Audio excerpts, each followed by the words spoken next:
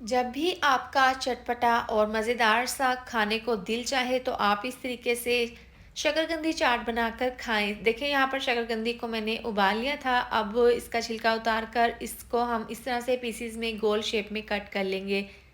इसके बाद प्लेट में डालकर इसके ऊपर हल्का सा नमक छिड़क देंगे। बाकी के मसाले छिड़क देंगे। तो देखिए यहाँ पर चाट मसाला, ये बहुत ही ज़बरदस्त सा होममेड चाट मसाला है।